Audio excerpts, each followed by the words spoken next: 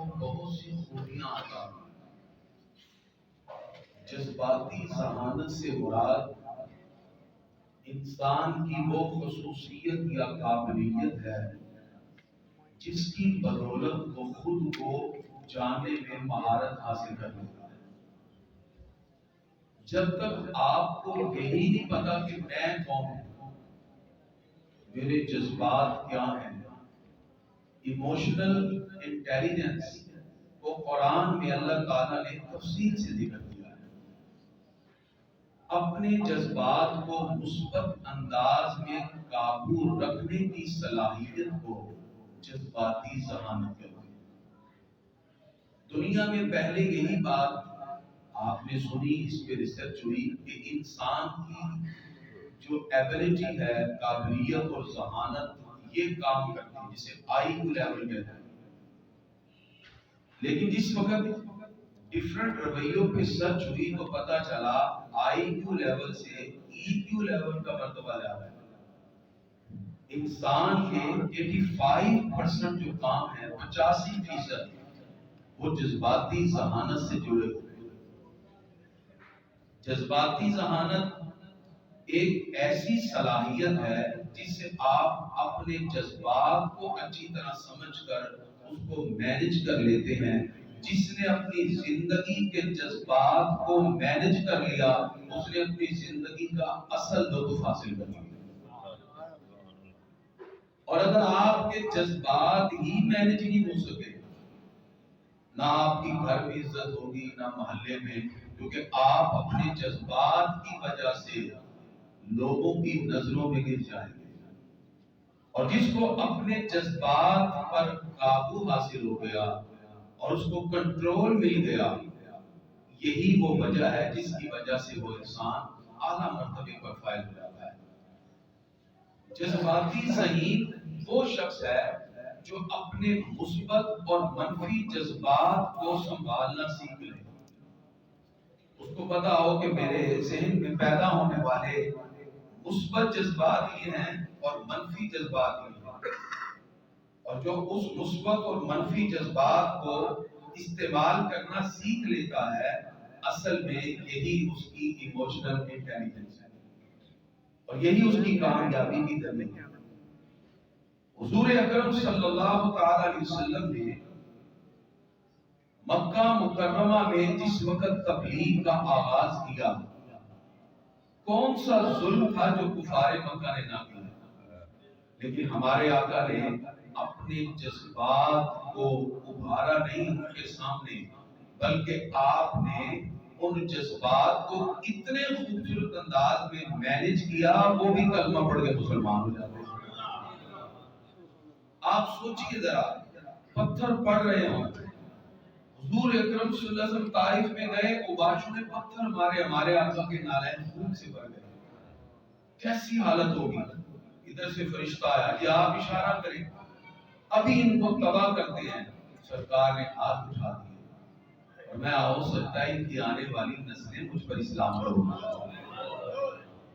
کیا وہ وقت، اس وقت سرکار فرماتے ہیں کہ ہم کسی پر کوئی کسی قسم کی دعائیں چلا نہیں کریں، وہ ایک معافی آج مجھ سمیت آپ سب اور پورا بر صغیر کلمہ پڑھ رہا تھا۔ اسی قبیلے کا ایک نوجوان بن قاسم اٹھا اور اس نے پورے ملتان تک اسلام کے پرچم کو لے رہا تھا، اسی طائف قبیلے سے۔ تو جذباتی ذہانت جو ہے یہ آج کے دور میں بڑا بنیادی کردار ادا کرتی ہے۔ آپ مسجد میں داخل ہوئے، کسی جگہ بیٹھنا چاہا، کسی نے آپ کو کہا نہیں یہ میری جگہ ہے، آپ کے جذبات فوراً ابھرتے ہیں۔ یا آپ کے سامنے کوئی ایسا بیہیویئر جو آپ کی طبع کے خلاف ہے، تو انسان کے جذبات اٹھتے ہیں۔ جس نے ان جذبات کو مینج کرنا سیکھ لیا، اس نے اپنی زندگی گزارنا سیکھ لیا۔ آپ کی زندگی کے 85% معاملات، 85% آپ کی جذباتی ذہانت کے لیے گھومتے ہیں۔ اسی جذباتی ذہانت سے آپ اپنے گھر کا ماحول بہتر کر سکتے ہیں، آپ معاشرے کا ماحول بہتر کر سکتے ہیں، آپ اپنی زندگی میں حقیقی لطف حاصل کر سکتے ہیں۔ بعض لوگ ٹینشن میں حسد میں مبتلا ہو کر طرح طرح کی بیماریاں لگا کے بیٹھتے ہیں. آپ جتنی ٹینشن لیں گے اتنی بیماری بڑھے گی. اسلام اس بارے میں کیا کہتا ہے؟ اسلام نے سب سے پہلے تو یہ کہا اے انسان ذرا کائنات کو آبزرو کر، غور کر. اللہ فرماتا ہے جب تم کائنات پہ غور کرو گے تمہیں کائنات کی ہر چیز ڈسپلن میں نظر آئے. لَلشَّمْسُ يَنبَغِي لَهَا أَن تُدْرِكَ الْقَمَرَ وَلَا اللَّيْلُ سَابِقُ النَّهَارِ وَكُلٌّ فِي فَلَكٍ يَسْبَحُونَ. فرمایا کبھی سوچو سورج 1 منٹ پہلے نکلا ہے، بولے تو کبھی 2 منٹ پہلے غروب ہو گیا. اللہ فرماتا ہے جس نے اتنا پیارا سسٹمیٹیکل ارینجمنٹ آف دی یونیورس ہمارے سامنے رکھا، وہی رب کہتا ہے اپنی زندگی کے خیالات کو بھی ایسے مینج کرو، ڈسپلن میں لے آؤ، زندگی کا سکون مل جائے گا. اچھا آپ اپنے ای کیو لیول کو کیسے بہتر کر سکتے ہیں؟ ایموشنل انٹیلیجنس آپ کب بنیں گے؟ جب آپ اپنے مشاہدے سے سیکھیں، تجربات سے سیکھیں، انسان کس کے ساتھ کیسا تعلق رکھے، آپ کا ای کیو لیول بڑھ جائے گا. آئی کیو لیول تو آپ کی ذہانت تھی، ای کیو لیول آپ کی جذباتی ذہانت ہے، آپ کے جو ایموشن ہیں ان کو مینج کرنے کا طریقہ ہے. اور پھر اس میں سیلف آبزرویشن ہے.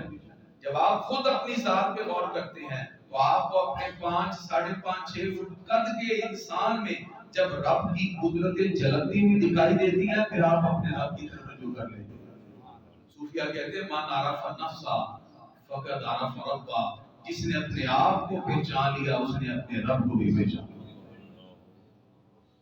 اور یہی طریقہ فتح مکہ کے وقت تھا. بڑے بڑے لوگ جب علاقوں کو فتح کرتے ہیں تو فاتح اپنی عظمت اور طاقت کو منوانے کے لیے لوگوں کو بتاتے ہیں دیکھو پاور مل گئی، اب ہم تمہیں بتائیں گے. ادھر حضور اکرم صلی اللہ علیہ وسلم نے مکہ فتح کیا، وہ سارے لائنوں میں کھڑے ہیں، کسی نے کانٹے بچھائے، کسی نے پتھر مارے. جذباتی ذہانت دیکھیے. ہمارے آقا 8 ہجری کو مکہ فتح کرنے 11,000 افراد کے ساتھ آئے. آپ نے فرمایا لا تثریب علیکم اليوم، جاؤ میں نے سب کو واپس. کتنے لوگ آئے تھے؟ 11,000. 8 ہجری 2 سال بعد، صرف 2 سال، 9 اور 10 ہمارے آقا اب حج کرنے آئے تو 1,40,000 لوگ کھڑے ہوئے. کتنے سالوں میں؟ 2 سال. یہ ہے ایموشنل انٹیلیجنس. جب آپ اپنے جذبات کو، ایموشن کو انٹیلیجنس کر لیتے ہیں تو آپ کی ذہانت آپ کو معاشرے میں اعلیٰ ترین قدم اٹھانے پر مجبور کرتی ہے کہ انسان کیسے اپنے جذبات کو کنٹرول کرے.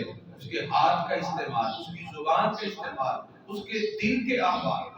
اور جب یہ مضبوط ہوتے ہیں تو انسان میں کریٹیوٹی پیدا ہوتی ہے، اس کی تعمیری صلاحیتیں ابھرتی ہیں.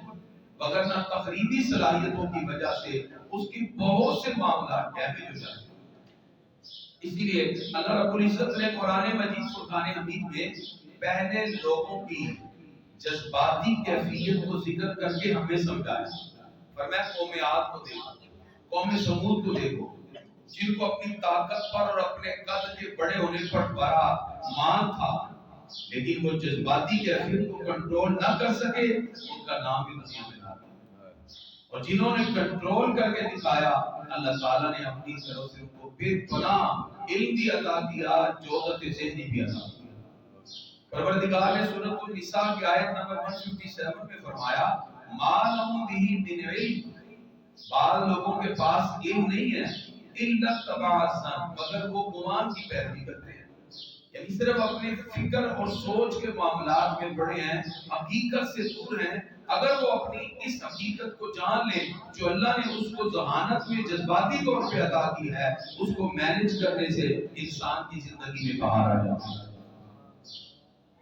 اب آج جو جدید ماڈرن میڈیکل ریسرچ ہے اس سے یہ بات ثابت ہوئی کہ انسان کی سوچ انسان کے جسم میں تبدیلیاں پیدا کرتی ہے. سوچ بھی، ہمارے جسم میں بے شمار سیلز ہیں، خلیے ہیں جن سے مل کر ہمارا جسم بنا ہے. اور ہماری سوچ ہمارے جو باڈی مسلز ہیں اس پر اثر انداز ہوتی ہے. سوچ بھی، جس کی حرکت سے ہم مختلف کام سر انجام دیتے ہیں. اگر آپ کی سوچ پوزیٹیو ہوتی جائے گی، اللہ تعالیٰ آپ کی سوچ کے پوزیٹیو ہونے سے آپ سے ایسے کام کروائے گا جو پوزیٹیو ہوں گے، مثبت ہوں گے، آپ لوگوں کے لیے خیر کے کام شروع کر دیں گے۔ اور اگر آپ کی سوچ میں نیگیٹیوٹی ہے تو آپ کے فعل بھی پھر منفی لوگوں کے سامنے ظاہر ہوگا۔ آج جدید دور میں سوشل میڈیا جس کے کچھ فوائد بھی ہیں، لیکن ہماری نوجوان نسل آج سارے کا سارا سوشل میڈیا ان کی سوچ کو ہائی جیک کر چکا ہے۔ انتہائی قیمتی لمحات بھی ہوتے ہیں، لیکن جب سوچ اور جذبات کے اندر مینج نہ ہو تو پھر انسان پاکیزہ رمضان کے اندر بھی ان برے خیالات کی وجہ سے گناہ کا ارتکاب کر بیٹھتا ہے۔ لہذا آئیے رمضان المبارک میں جہاں ہم بہت سی عبادت اور ریاضت کر رہے ہیں، وہاں ہم اپنی جذباتی ذہن اور اپنی ذات پر غور کرنا بھی شروع ہو جائیں۔ جب آپ اپنے خیالات کو مینج کر لیں گے، اپنے خیالات پہ کنٹرول حاصل کر لیں گے، اللہ تعالیٰ آپ کو جودت ذہنی عطا فرمائے گا۔ آپ کی طبیعت میں ایک فرحت محسوس ہوگی، اور یہاں تک کہ پھر انسان گناہوں سے بچتا ہے، کیونکہ وہ اپنی حقیقت کو جان چکا ہے۔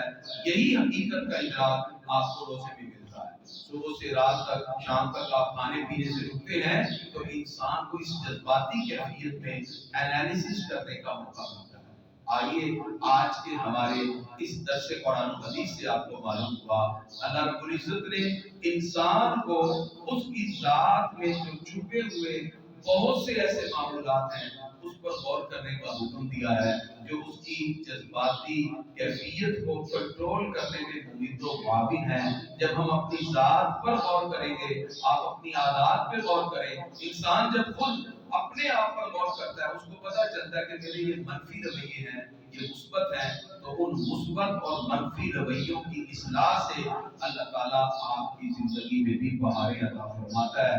دعا ہے رب قدوس کی بارگاہ میں اللہ تعالیٰ ہم سب کو جذباتی ذہانت میں شریعت مطہرہ کے اصولوں کو اپنانے اور قرآن و سنت میں جو اپنے جذبات کو کنٹرول کرنے کا حکم دیا گیا، اللہ فرماتا ہے والقاظمین الغیظ والعافین عن الناس واللہ یحب المحسنین، فرمایا غصے کو پینے والے اور لوگوں کو معاف کرنے والے اللہ کو بڑے پیارے ہیں، اور اللہ تعالیٰ محسنین کو پسند فرماتا ہے۔